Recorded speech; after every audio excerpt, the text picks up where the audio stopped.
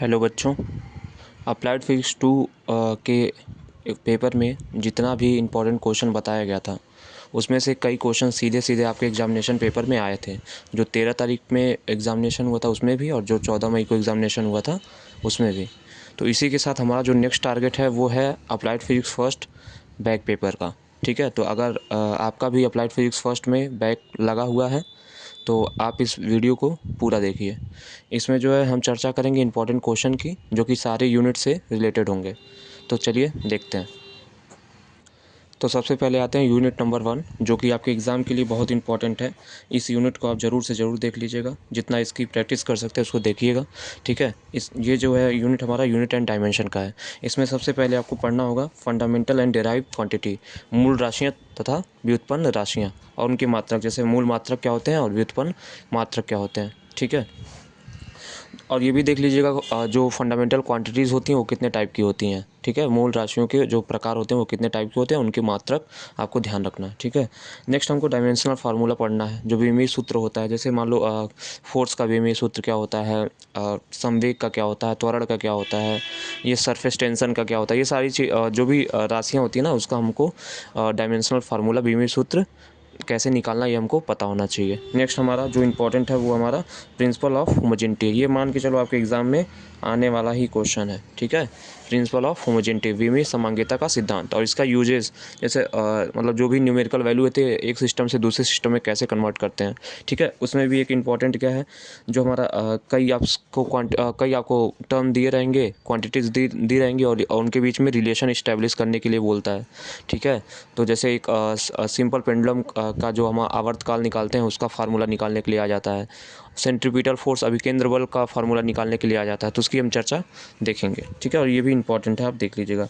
Next जो important है वो हमारा लिमिटेशन ऑफ डायमेंशनल एनालिसिस है।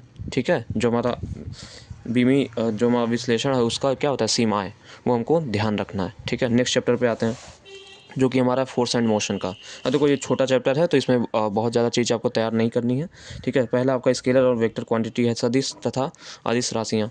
ठीक है, उसके बाद फिर ट्रायंगल लॉ है, उसके बाद पैरेललोग्राम लॉ है। ठीक है, ये दोनों लॉज तो आप इस सेमेस्टर में भी मैकेनिक्स में पढ़े होंगे। ठीक है, मैकेनिक्स का जो सब्जेक्ट है उसमें आप लोग ये दोनों लॉज पढ़े भी होंगे। ठीक है, तो इसको हम फिर से देख लेंगे। बाकी addition, subtraction, scalar and vector product of vectors. ठीक है, तो वेक्टर्स का जोड़ घटाना तथा जो हमारा अदिश गुणन होता है, सदिश गुणन होता है, वो भी हमको देखना है। ठीक है, देखो जो है फोर्स और इसके यूनिट, ये दोनों लॉज जो हैं ये इंपॉर्टेंट हैं। ठीक है, इन दोनों में से कोई एक या हो सकता है दोनों आपको पूछा जाए। ठीक है, फोर्स और उसके यूनिट, बल और उसके जो उसका मात्रक है वो क्या होता है। ठीक है, तो ये तो आसान चीज़ है।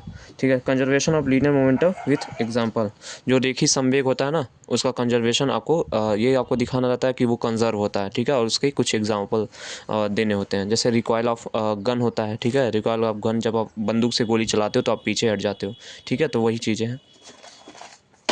नेक्स्ट इसमें जो नेक्स्ट टॉपिक है वो एक्सीलरेशन ड्यू टू ग्रेविटी है, और इसका वेरिएशन, मतलब हम पृथ्वी से ऊपर जाएं, मतलब कुछ हाइट पे जाएं तब उसका मान क्या होगा, बढ़ेगा कि घटेगा, और जब हम पृथ्वी के अंदर गहराई में जाएं तब जी का मान घटेगा कि बढ़ेगा। इसी में ग्रेविटेशनल फोर्स है, गुरुत्वाकर्षण बल, तो वो भी आप देख लीजिए। अब आते हैं यूनिट नंबर 3 के इंपॉर्टेंट क्वेश्चन पे, जो कि वर्क, पावर एंड एनर्जी है। ठीक है, तो ये भी एक छोटा चैप्टर है, इसमें बस डेफिनेशन ज़्यादा है। ठीक है, वर्क क्या होता है, उसके टाइप क्या होते हैं, वर्क मतलब कितने टाइप का होता है, पॉजिटिव वर्क होता है, नेगेटिव वर्क होता है, जीरो वर्क होता है, उसके एग्जाम्पल आप देख लीजिएगा। ठीक है, फ्रिक्शन मतलब जो हमारा घर्षण होता है वो क्या होता है, और ये कितने प्रकार का होता है, और सबका डेफिनेशन। ठीक है, ये आप ध्यान रखिएगा। इसी में आपका आ जाता है जो हमारा घर्षण कोड होता है। ठीक है, तो वो भी आपको याद रखना है। ठीक है, घर्षण कोड क्या होता है। नेक्स्ट आते हैं हमको काइनेटिक एनर्जी और पोटेंशियल एनर्जी के बारे में पढ़ लेना है। ठीक है, उसका बाद वर्क एनर्जी थ्योरम होता है, ये इंपॉर्टेंट है। ठीक है, ये हमारा इंपॉर्टेंट है, और ये फ्रिक्शन भी हमारे लिए इंपॉर्टेंट है। फ्रिक्शन हमको लगता है कि आपने मैकेनिक्स के पेपर में भी पढ़ा होगा। ठीक है, तो भी आपके लिए आसानी है, आप फिर से रिवाइज़ कर सकते हो। वर्क एनर्जी थ्योरम हमको पढ़ना है, ठीक है, ये इंपॉर्टेंट है। Conservation of mechanical energy for free falling body, मतलब मुक्त रूप से गिरते हुए पिंड की जो हमारी कुल ऊर्जा होती है ना, वो हमको दिखाना क्या, वो कंजर्व होगी, वो संरक्षित होगी, ठीक है। तो वो इंपॉर्टेंट है, 5 नंबर में अक्सर करके ये पूछा गया है, ठीक है। और न्यूमेरिकल्स ऑन पावर, मतलब जो कि पावर निकालने का जो भी फार्मूला होता है वो आपको ध्यान रखना है, उस पर बेस्ड न्यूमेरिकल आपको देख लेना है, ठीक है। नेक्स्ट हमारा सर्कुलर मोशन है, जो हमारा circular motion unit number 4 circular motion, उसमें हमको पढ़ना uniform and non uniform circular motion, ठीक है। दूसरा हमको देख लेना कि जो हमारा लीनियर और एंगुलर वेलोसिटी होते हैं उनके बीच में क्या रिलेशन होता है, उसको हम प्रूव करते हैं। इसी तरह एंगुलर और लीनियर एक्सीलरेशन जो त्वरण होता है उनके बीच में क्या रिलेशन होता है, इसको भी हम देखेंगे, ठीक है।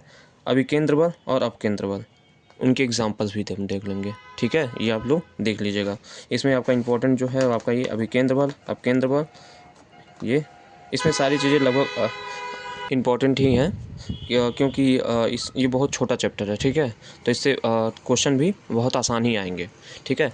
नेक्स्ट चैप्टर जो है हमारा रोटेशनल मोशन, ये आप ये पूरा चैप्टर जो है आप मैकेनिक्स के पेपर में पढ़ चुके हैं, ठीक है, जो इस बार मैकेनिक्स था, ठीक है, उसमें आप लोग पूरा का पूरा ये चैप्टर पढ़े होंगे, जिसमें रिजिड बॉडी क्या होता है, टॉर्क क्या होता है, बल आघूर्ण क्या होता है, मोमेंट ऑफ इनर्शिया क्या होती है, रेडियस ऑफ जायरेशन क्या होता है, parallel and perpendicular axis theorem, ये आपको याद रखना है, ये इंपॉर्टेंट है, ठीक है। ये अक्सर करके पूछता है। देखो हमारे सिलेबस में केवल चार जो हमारे शेप हैं, जैसे रॉड हो गया, डिस्क हो गया, रिंग हो गया और स्फेयर हो गया, इनके मोमेंट ऑफ इनर्शिया का फार्मूला हमको याद रखना है, ठीक है। तो ये आपको 4 ही आपको याद रखने हैं, तो इसको जरूर देख लीजिएगा, ये भी आपका इंपॉर्टेंट ही है।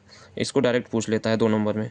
रोटेशनल काइनेटिक एनर्जी और angular momentum, rotational kinetic energy अपने आप में 5 नंबर का ही क्वेश्चन है, ये भी बहुत इंपॉर्टेंट है, ठीक है। तो इसमें हमको बस यही एक बार रिवाइज़ करना पड़ेगा, बाकी जितनी चीज़ें हैं आप मैकेनिक्स के पेपर में देख चुके हो, ठीक है। बस यही रोटेशनल काइनेटिक एनर्जी और एंगुलर मोमेंटम हमको देखना है उसके एग्जांपल के साथ। नेक्स्ट हमारा जो चैप्टर है, जो कि अपने आप में एक बड़ा चैप्टर है, properties of matter, unit number 6।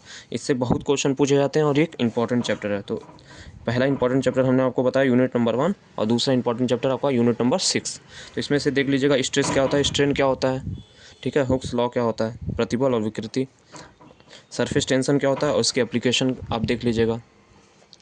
दूसरा आपको विस्कस फोर्स, विस्कोसिटी आपको देखना है, वेलोसिटी ग्रेडियंट और स्टोक्स लॉ, ये आपका इंपॉर्टेंट है, ठीक है, इसको देख लीजिएगा। नेक्स्ट आपका है इक्वेशन ऑफ कंटिन्यूटी और बर्नौलीज थ्योरम, ठीक है, और स्ट्रीमलाइन मोशन। तो इस चैप्टर से इतनी चीज़ें बहुत इंपॉर्टेंट है। वैसे अपने आप में ये चैप्टर बहुत बड़ा है, ठीक है, तो इसमें आपको बहुत चीज़ें भी पढ़नी है, तो उसमें से हम इतना कम से कम कवर कर लेंगे ताकि एग्ज़ाम पॉइंट ऑफ व्यू से के हिसाब से हम तैयारी कर पाएँ, ठीक है, क्योंकि हमको पूरा सिलेबस नहीं कवर अप करना, हमको बैक पेपर में बस पास होना है, ठीक है, मतलब इतना हमको पढ़ लेना है कि हम उसमें क्या पासिंग मार्क लेते हैं, ठीक है। तो हमको बहुत ज़्यादा अपना दिमाग खर्च नहीं करना है चीज़ों को पूरा का पूरा एक्सप्लेन करने में या फिर पूरा का पूरा सिलेबस पढ़ने में, हमको इंपॉर्टेंट टॉपिक्स ही पढ़ने हैं, ठीक है। तो इतनी चीज़ें आप इसमें से इससे पढ़ लोगे तो आपको एग्जाम में इससे क्वेश्चन देखने को जरूर मिल जाएंगे। नेक्स्ट और लास्ट चैप्टर जो है हीट एंड थर्मोमेट्री का, ठीक है। इसमें सबसे पहले आपको हीट क्या होता है, टेम्परेचर क्या होता है, ठीक है, और उनके बीच में क्या डिफरेंस होता है। स्केल ऑफ टेम्परेचर, जैसे सेल्सियस पैमाना हो गया, फ़ारेनहाइट पैमाना हो गया, केल्विन पैमाना हो गया, ठीक है, ये क्या होते हैं और उनके बीच में क्या रिलेशन होता है, ये इस पर न्यूमेरिकल भी कभी कभी पूछ लेता है। कंडक्शन क्या होता है, कन्वेंशन क्या होता है और रेडिएशन क्या होता है, चालन, संवहन और विकिरण क्या होता है, ये आपको पता होना चाहिए, ठीक है। फिर आपका जो रेखीय प्रसार गुणांक होता है, क्षेत्रीय प्रसार गुणांक होता है, आयतनिक प्रसार गुणांक होता है, उनके बीच में जो रिलेशन आता है अल्फ़ा बीटा गामा में, वो आपको याद रखना है, ठीक है। वो जो आता है वो हमारा आता है अल्फ़ा बराबर यहाँ से जो हमारा आता है अल्फ़ा बीटा गामा में संबंध आपको देख लेना है, ठीक है।